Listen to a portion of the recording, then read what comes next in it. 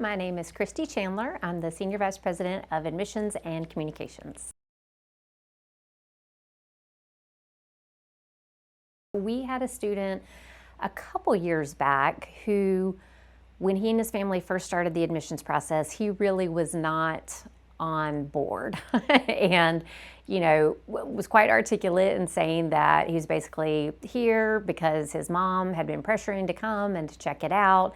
He was really candid about, like, I'm just not ready yet, So I said, okay, we're gonna, pause the admissions process. Like, this is about you, this is about achieving your goals. And so you have to be the one who really wants to be here and do the day-to-day work, to make those things happen.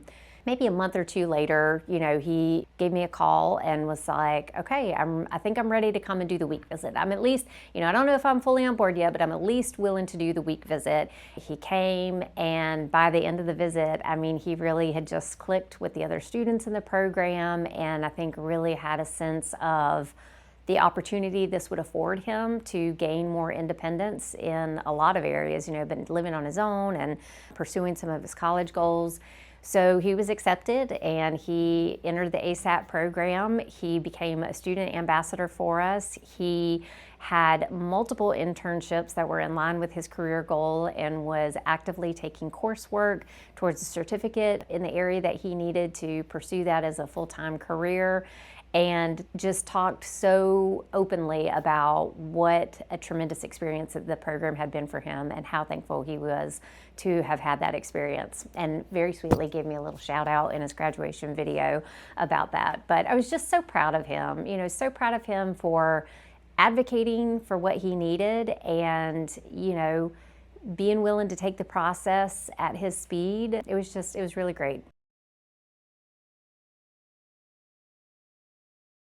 I think I see the students inspiring each other in the way that they encourage each other and in the way that they hold each other accountable.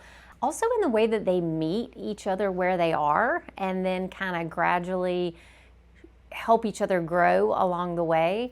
I literally have a window out onto all the happenings, which I see that the karaoke machine is getting set up right now, onto a lot of what happens whenever they have time to just hang out and spend free time together. And that's all happening without staff facilitation.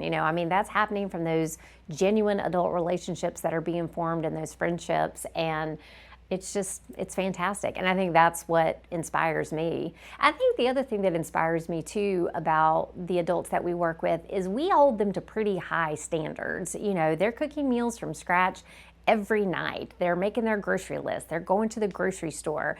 They're staying super active on the weekends. And so I'm just really proud of them for all the work that they put into achieving their goals, and that makes me want to really take a look at the goals that I have for myself and think about, what I'm doing to actively move myself towards those.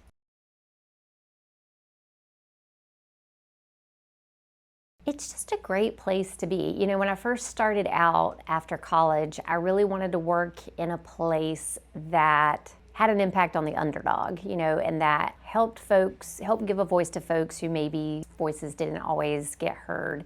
And so that kind of led me in the direction of special education. And I feel like, working at Chapel Haven, that's such a huge part of our mission, empowering the adults that we serve to be as independent as possible, and to live their best lives. So I'm really thankful that I get to work in a place that adheres so closely to their mission and that has such a caring community, not only in the adults that we serve, but in the colleagues that I have.